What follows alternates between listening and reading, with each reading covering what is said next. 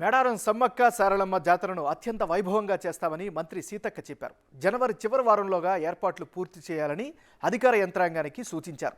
విధుల్లో నిర్లక్ష్యం వహిస్తే సహించబోమని, ప్రజలకు మెరుగైన సౌకర్యాలు ఉండాలని చెప్పారు.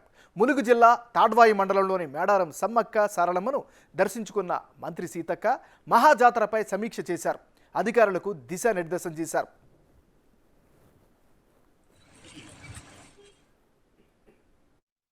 మన ములుగు నియోజకవర్గం ములుగు జిల్లాలో మరి అత్యంత ఘనంగా ప్రతి 2 సంవత్సరాలకు ఒకసారి నిర్వహించుకుంటా ఉన్నాం.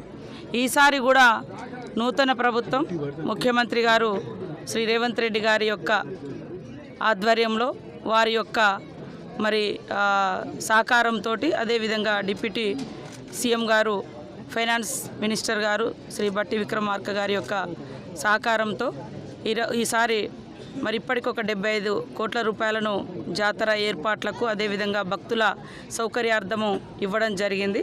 ఇంకా కొన్ని ప్రతిపాదనలు కూడా సంబంధిత అధికారులు, కలెక్టరు, ఇతర శాఖలతోటి అవన్నీ కూడా తీసుకుంటా ఉన్నాం.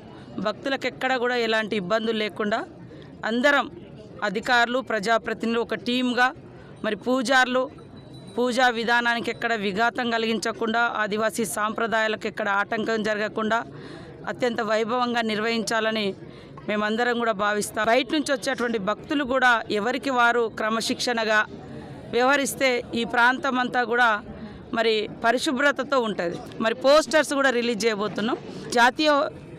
జాతీయ పండుగ కూడా ప్రకటిస్తారని మేము ఆశిస్తా ఉన్నాం. నేను కూడా మొన్న రాష్ట్రపతి గారు వచ్చినప్పుడు వారితో 5 డేస్ ప్రోటోకాల్లో ఉండడం జరిగింది.